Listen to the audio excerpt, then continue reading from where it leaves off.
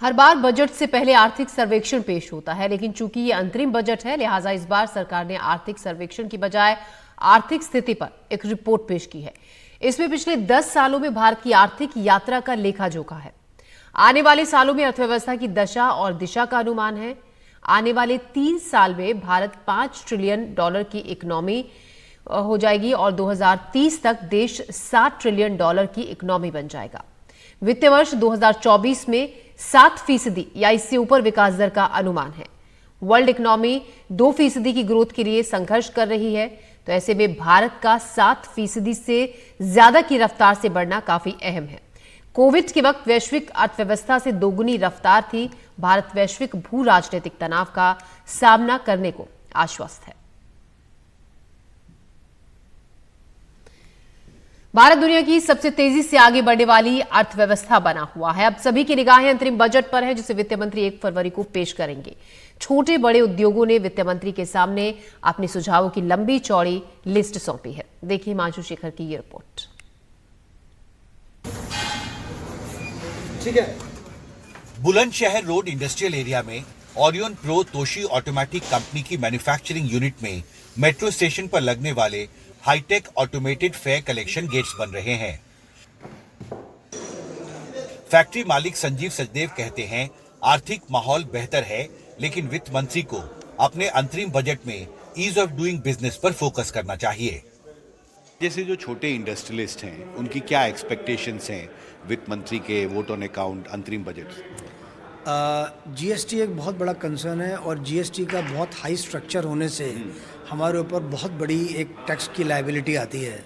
हमारे को पेमेंट्स अपने टाइम से नहीं मिल पाती और टैक्स लायबिलिटी हमारे पास पहले आ जाती है, विच इज़ प्रिटी हाई।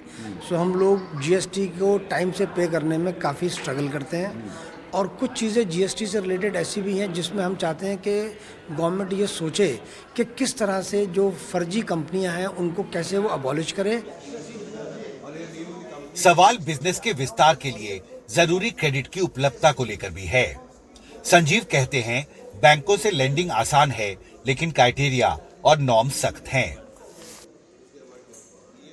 बैंकों से जो क्रेडिट चाहिए आपको बिजनेस के एक्सपेंशन के लिए, बिजनेस ऑपरेशन के लिए, वो क्रेडिट मिलना अभी भी मुश्किल हो रहा है। बैंक के जो टर्म्स और जो बेसिकली नॉर्म्स हैं और जो क्राइटेरियाज हैं वो अभी भी इतने स्ट्रिंजेंट हैं कि आप उसमें बहुत ज़्यादा बैंडविड्थ नहीं ले पा रहे हैं। तो अभी भी हम लोग जो पहले जिस सिस्टम के अंदर में हम बेसिकली बैंक से ड्रिवन थे, अभी भी मोर और लेस वो चल रहा है, तो कैश फ्लो की अभी भी काफ़ी तंगी रहती है। दरअसल बड़े उद्योग संघ सीआईआई और फिक्की ने वित्त मंत्री निर्मला सीतारमण के सामने अपनी लंबी विश लिस्ट पेश की है। उद्योग संघ सीआईआई ने सुझाव दिया है कि अंतरिम बजट में वित्त मंत्री को आर्थिक विकास और फिस्कल कंसोलिडेशन के बीच संतुलन बनाना होगा। मौजूदा जीएसटी रेट स्लैब्स को घटाकर 3 तक सीमित करने का संकेत देना चाहिए। आवश्यक वस्तुओं को सबसे निचले जीएसटी स्लैब में, अधिकांश वस्तुओं को स्टैंडर्ड रेट स्लैब में और लग्जरी सामानों को सबसे ऊंचे जीएसटी स्लैब में रखा जाए। पेट्रोलियम पदार्थों, ऊर्जा और रियल एस्टेट को जीएसटी के दायरे में लाया जाए। कैपिटल एक्सपेंडिचर को 20% तक बढ़ाकर 12 लाख करोड़ किया जाए। निवेश के लिए एक स्वतंत्र मंत्रालय का गठन हो। लो कॉस्ट अफोर्डेबल हाउसिंग को प्रोत्साहित किया जाए और प्रधानमंत्री आवास योजना के लिए आवंटन बढ़ाया जाए। First and foremost, what I expect is the thrust on capex to continue, and the other major expectation that I have is for measures to continue to support the manufacturing competitiveness in the country. अंतरिम budget को लेकर उद्योग जगत ने वित्त मंत्री के सामने अर्थव्यवस्था को मजबूत करने, मौजूदा टैक्स व्यवस्था को आसान बनाने के साथ साथ मैन्युफैक्चरिंग और इंफ्रास्ट्रक्चर जैसे महत्वपूर्ण सेक्टरों पर विशेष फोकस रखने का सुझाव दिया है। अब देखना महत्वपूर्ण होगा कि 1 फरवरी को नए संसद भवन में पेश होने वाले अपने अंतरिम बजट भाषण में वित्त मंत्री किस हद तक उद्योग जगत की आकांक्षाओं को पूरा करती हैं। संसद भवन से आजम के साथ हिमांशु शेखर, एनडीटीवी इंडिया।